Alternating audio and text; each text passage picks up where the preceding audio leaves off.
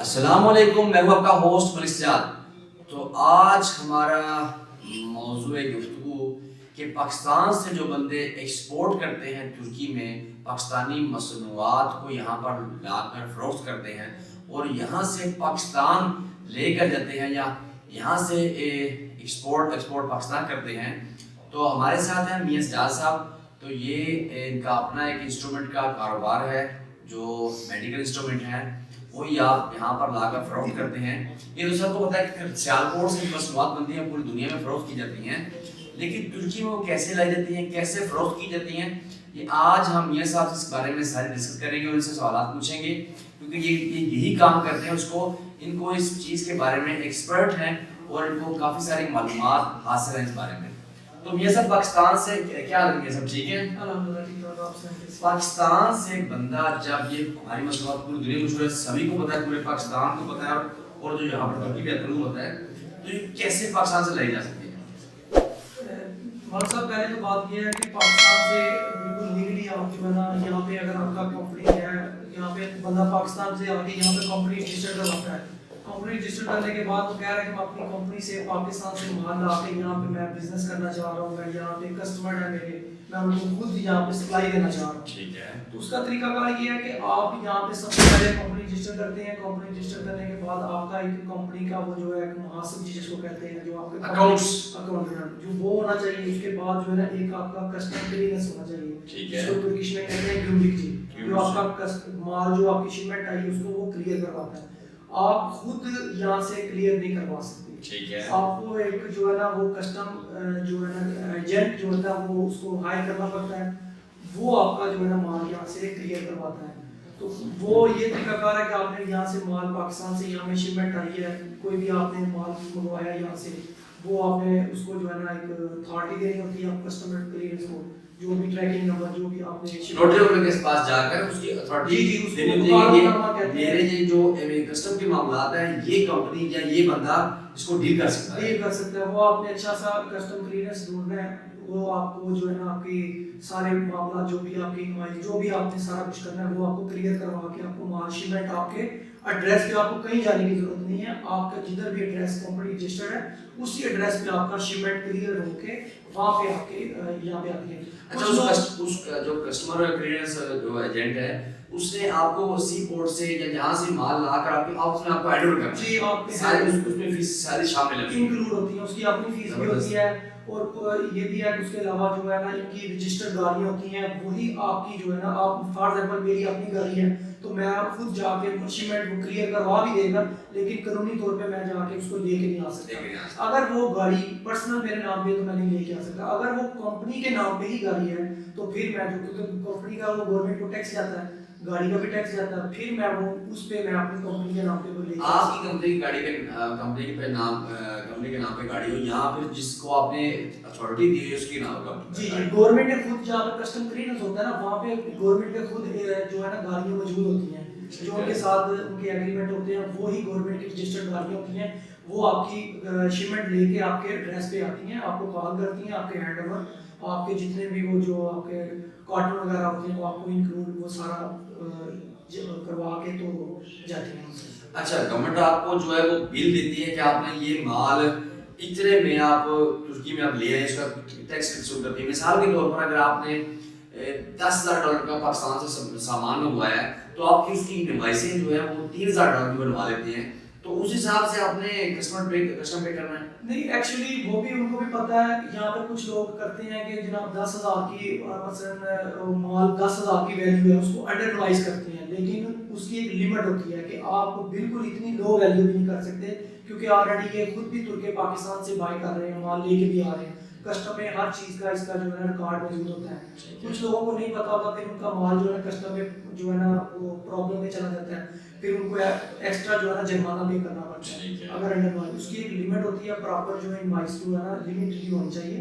For example $10,000 की है तो आप कम से कम $5,000 से $6,000 तक शो करवा सकते हैं। 60 मतलब 100 में से 60% तक आप नीचे लेके आ सकते हैं। बिल्कुल आप ये नहीं 10,000 का माल है आपका तो आप उसको जो है ना 2,000 या $3,000 तक की नहीं लेगा।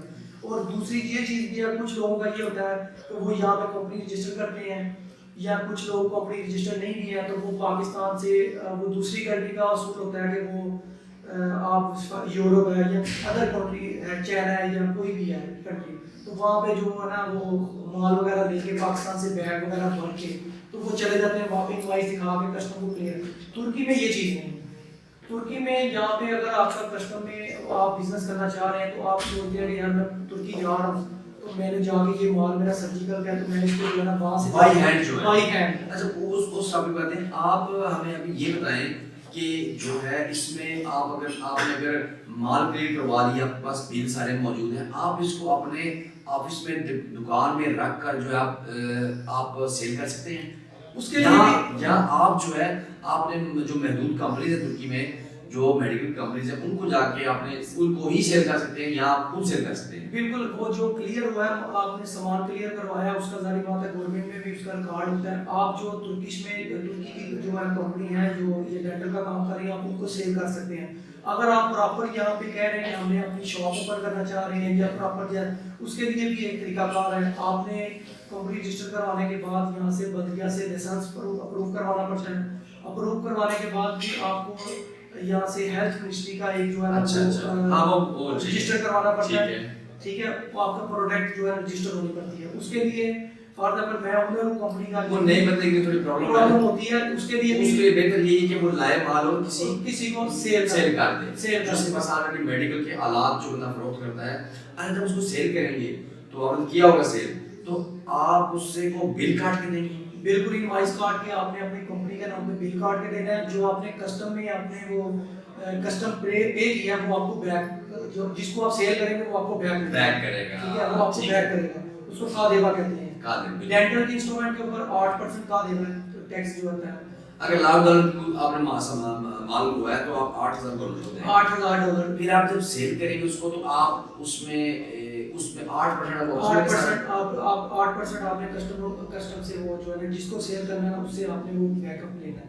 फिर उसने गवर्नमेंट को देना और आपने गवर्नमेंट से। जी हमें वैसे बिल्कुल ऐसे ही। ठीक है। अच्छा जैसे कि अभी जो टिकट्स हैं, जैसे कि अभी कराची की टिकट पिछले दिन मैं चेक कर रहा था, पेगासस एयरलाइन भी वहाँ पर जा रही है अभी इस्तांबुल से कराची, तो काफ़ी सारे हमारे जो कराची के बिजनेसमैन हैं वो पहले थाईलैंड और दुबई आगे पीछे काफ़ी कंट्रीज में बिजनेस किया करते थे, अभी वो तुर्की में भी आना शुरू हो गई। पेगासस एयरलाइन जो है वो बहुत सस्ती है, मैंने पिछले दिन टिकट चेक की 690 की टिकट आ रही थी कराची की। जी बिल्कुल। तो कराची के काफ़ी सारे भाई लोग जो है हमारे को यहाँ पर आ गए कि टिकट सस्ती है और अपने बाई हैंड सामान लेकर यहाँ पर आकर फरोख्त करते हैं, तो उनको आपका क्या मशवरा है कि बाई हैंड ऐसे इंस्ट्रूमेंट ला सकते हैं, गवर्नमेंट इसकी इजाज़त देती है या नहीं? सर ये एक्चुअली गैर कानूनी काम है। आप बाई हैंड जो सर्जिकल इंस्ट्रूमेंट है ना ये आप नहीं लेके आ सकते। लोग ये सोचते हैं चलो ये 600 लीटर या 700 लीटर की टिकट है 10-15 हज़ार की है तो वो अपना बैग 20 kg है उसके ऊपर अलाउ है या 30 kg अलाउ है, तो वो कोशिश करते हैं हम सामान ले जाते हैं वहाँ पे जाके हम मार्केट में सेल करके पैसे बना के फिर चले जाएंगे।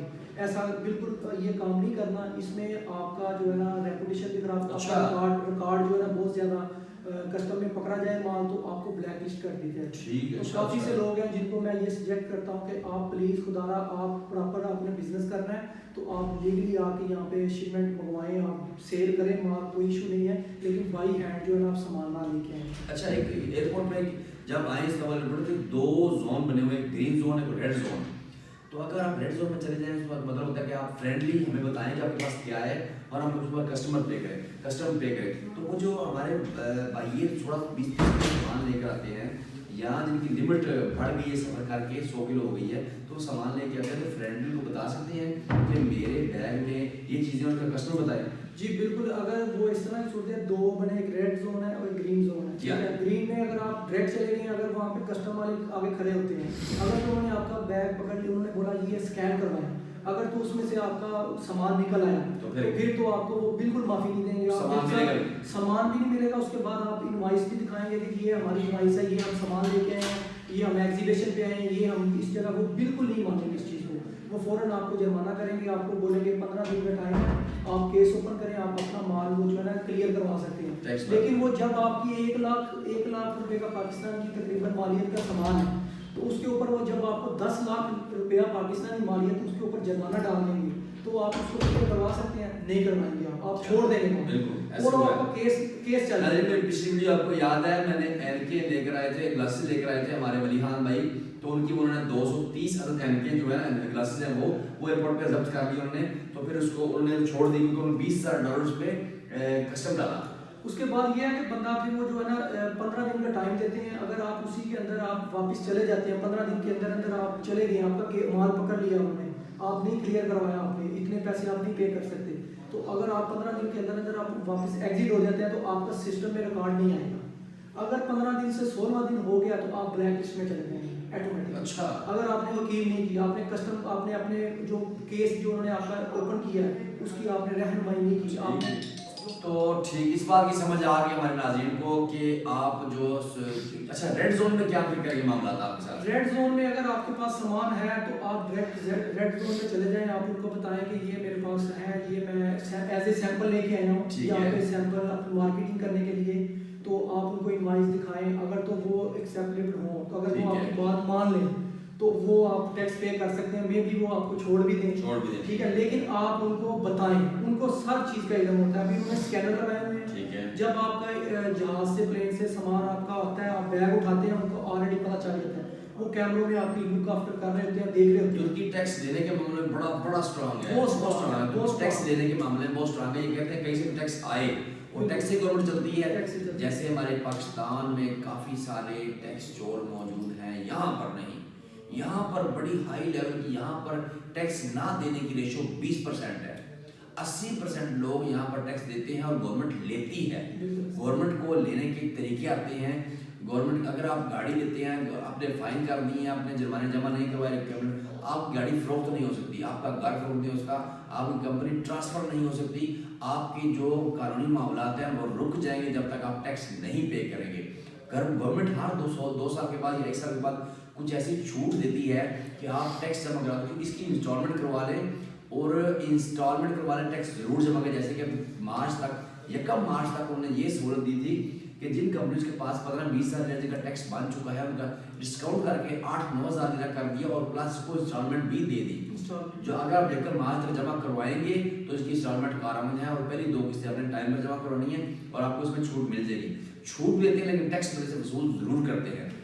तो फिर उस पर आपके जो टैक्स के मामला होते हैं रेड जोन में, तो वो रेड जोन में आपसे वही टैक्स वसूल करते हैं जो आपका शिपमेंट एजेंट जो है, जो गुमरुक वाले वो कस्टम ऑफिसर है। जी बिल्कुल सेम उसी हिसाब से करते हैं जो आप। तो मैं कहता हूँ कि बेहतर है कि मतलब आप बाइये आए, लेकिन आप जो है कस्टम अपना रेड जोन में जाकर कस्टमर पे करके अपना माल बाहर निकाल लें। बिल्कुल, लेकिन अगर उसकी तादाद अगर आपके पास सैंपल है तो आपको वो एक्सेप्ट करेंगे। अगर तो आपके पास ज़्यादा उसकी फॉर एग्जाम्पल एक आइटम है उसकी आपने 50 पीस या 100 पीस लेके हैं तो फिर वो नहीं छोड़ेंगे। अच्छा, क्योंकि वो बोलेंगे जी आप सैंपल है, एक चीज़ का सैंपल एक होता है, 2 हो जाएंगे, आप 2 हो जाएंगे ज़्यादा से ज़्यादा, तो उसके 10 पीस या 50 पीस सैंपल तो नहीं हो गया। अगर आपने हाँ सैंपल है, अगर अलग अलग प्रोडक्ट है, अगर अलग अलग डिफरेंट चीज़ें हैं तो वो एक्सेप्टेड है, वो एक्सेप्ट है। तो ये खुदारा यही मैं सबको यही दोस्तों को यही बताऊंगा कि आप बाई हैंड ये सैंपल लेके आ सकते हैं, सिंगल पीस।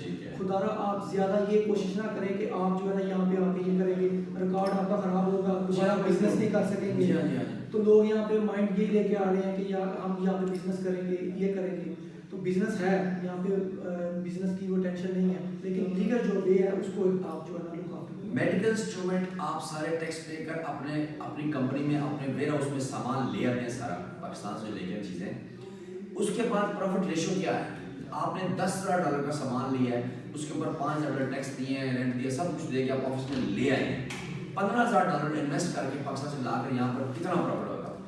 मैं तो अपना सीधा फार्मूला एक लिया हुआ है। अगर तो आपने पाकिस्तान से आपने चीज़ बाई किया है फॉर एग्जाम्पल $1 की, उसमें आपने कार्गो और यहाँ का तुर्की का टैक्स डाल के $2 में आपको यहाँ पे यहाँ पे $3.5 $4 की आराम से सेल, यानी कि 40% बचत आपको है। $15,000 लगाते हैं तो आपको $12,000 में बचत आ जाएगी। बिल्कुल 100%। तो नाजरीन, आज हमने आपको बताया कि मेडिकल इंस्ट्रूमेंट जो पाकिस्तान से लोग लाते हैं, सियालकोट की मसनूआत पूरी दुनिया में मशहूर हैं, लेकिन उसको प्रॉपर तरीके से लाएं ताकि आपको किसी किस्म की परेशानी का सामना ना करना पड़े और आप भी इज्जत से यहाँ सामान फरोख्त करें अपना, और पाकिस्तान में अपने वतन पैसे पहुँचाएँ, और यहाँ भी गवर्नमेंट को आपका नाम बदनाम ना हो और किसी की भी मुश्किल का सामना करना पड़े, इसलिए कानूनी तरीका इख्तियार करें। हमें इजाज़त दीजिए नाज़रीन। मियाँ सजाद साहब का हम बहुत शुक्रिया अदा करते हैं कि जिन्होंने हमें टाइम दिया और हमें अपनी कीमती मालूमात से आगाह किया और हमारे व्यूअर्स को आगाह किया। हमारा चैनल देखते रहिए और हमें सब्सक्राइब करें, लाइक करें, शेयर करें, अपनी दुआओं में याद रखिएगा जी। अल्लाह हाफ़िज़।